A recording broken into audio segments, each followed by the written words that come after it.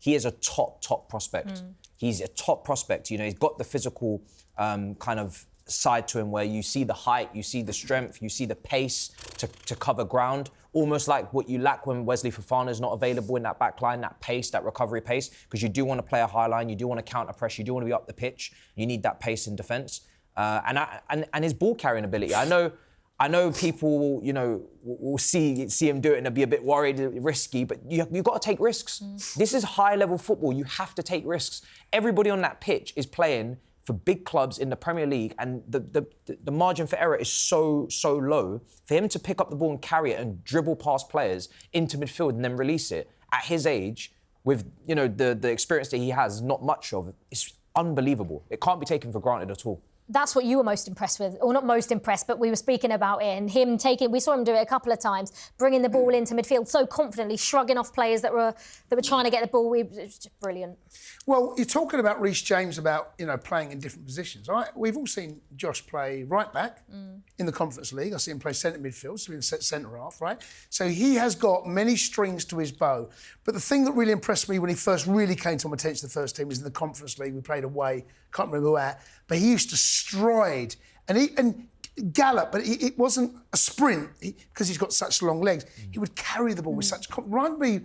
And this is high praise, and I don't want to put too much pressure on him, but young Rio Ferdinand, when I used to see him at West Ham when he first got in the first team, he would carry the ball. They'd open up, and he would just travel, head up, and then pick the right path. He has got so much ability, and I'm a little disappointed, I'm honest, that I haven't seen more of him. I remember when he played against Crystal Palace away last season, he was the best player on the pitch. Didn't see him for months again. Played against Crystal Palace first game of this season. It feels as though he's waiting, and I understand it, he's waiting for the opportunity, either a suspension or a load of injuries. I think that performance against Liverpool, and we said against Crystal Palace, against Mateta, I think we're now looking at a player that actually, there's so many games coming up, is going to earn the trust of the manager.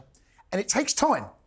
But we know how good he's going to be, but to earn that trust, I want to see more and more of him.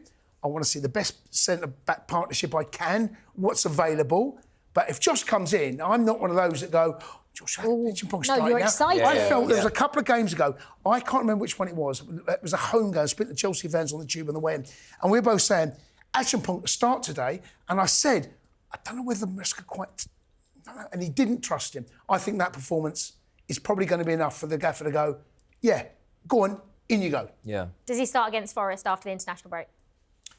He does for me, yeah. If he's fit and Badiashile is available as well, I think you keep that the same. Chalobah's back from suspension, obviously Tosin's come back from injury. But I think for me, you just kind of stick with those two. I think they've earned the right to play the next game. I think the only defender we have on the books right now that is kind of a certified starter is Levi Colwill. I think everybody else, I don't really have them ranked as 5th or 6th or 4th or 3rd. I don't think the form defensively with the individual errors this season, I don't think there should really be too much of a hierarchy between the rest of the 5. I think Badiashile, left-footed defender, we saw his passing, his ability to get out of the press, his right-footed kind of clips over to Cucurella in this game was absolutely fantastic. We've been lacking that. Hato, like we said, an emergency option almost, you know, is meant to be deputy for Cucurella. He was really good when he came on. But Fofana's got to stay fit. Tosin, he's not great in wide areas. He's not the greatest when he's backtracking on a break and he has to kind of show someone on the outside. Chalobah, is he the best aerially? So I feel like they've all got enough, couple strengths, but then weaknesses that kind of balance themselves out for an Acheampong to really just say, well, I can head the ball. I think I'm good enough on the ball. I'm quick. Why can't I start? There's no reason why not. And then that's a tough game for Badiashile to come in as well and start. You know, he's had his injury issues when he played. Sometimes he hasn't necessarily been great. But that performance against Mo Salah was good as well. Yeah, he's also had, over the time he's had some really good performances, but some really iffy ones as well. And that was another big game for him because what you want, all over the pitch, if you can, it's so difficult in the modern game, you want partnerships. Yeah. And you want partnerships with your left-hand side centre-half with your left-back or left wing-back, who it might be, 2 centre-halves, and then you build up partnerships. That partnership there, you know, Josh Acheampong with Badiashile, those two, that's not the partnership you want to see against Liverpool. Boy, did they put in performances. Both of them very comfortable on the ball. The movement in midfield really helped, though.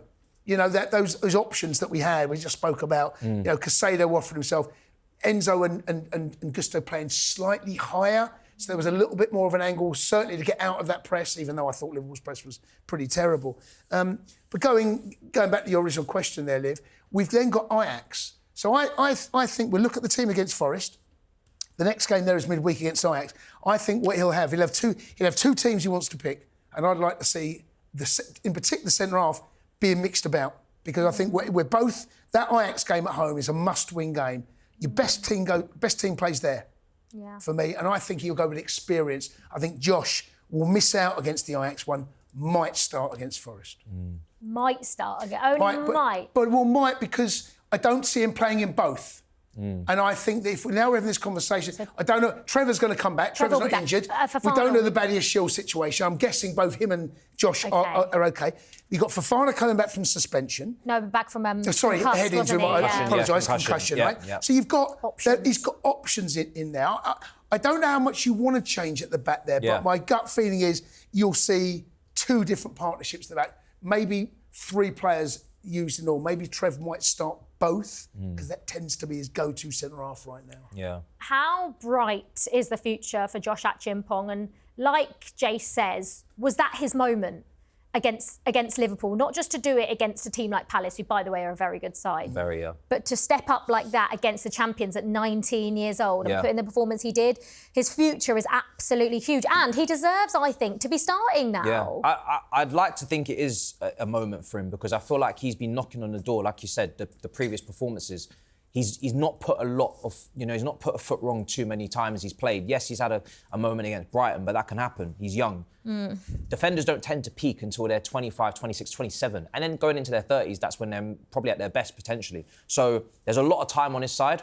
I just hope that Chelsea, in the coming windows, make a bit of a decision on what they're doing at centre-back. Right now, I feel like we've got a lot of centre-backs. They are injured. That kind of forces Maresca's hand to play a certain pair. But if they are all fit, and we're talking about Acheampong getting minutes, it's very difficult when all of that experience and all, Tosin, Chalobah, these other guys come in. It's very difficult for Acheampong to get that game time. So I do feel like Chelsea, and obviously Disasi is still on the books, Chelsea have got to trim that centre-back kind of situation down a bit. Can I just step in there as well? Because when Levo got injured, it was during the transfer window, right? Yeah. A lot of Chelsea fans calling for another centre-half. We need another centre-half. I think we maybe need to give a little bit of credit to the decision-makers at the club. They've seen Josh. They say, no, we do not want to go and spend another 50, 60, 70 million pounds on a bring in a player. What that'll do, that'll stunt the growth of someone like Josh Acheampong. The only thing I would say about that is they've barely played Josh since so they had that right. So they're looking at the transfer window and they're going, right, we're not going to replace Levo Cole, or we think we've got enough cover, or we think that that's going to stunt Josh Acheampong's growth. But then they weren't playing Josh Acheampong. So how does that make sense? I understand now, he's had his performance, he's had a couple of really good performances, but for me, he should have been starting in the league and in big games way more than he has. It takes time though. It is slow. When the chances come, he has never. Teach me the word. He's never disappointed. You've never come away from watching any performance, whatever level, conference, Carabao Cup, whatever it is. I've never come away thinking struggled a bit there, right? And that takes time. But now we're showing actually that maybe there was that plan, that there will be a moment, there will be a time. No one expected to see Josh against Liverpool, right? No one. But he's now in you go.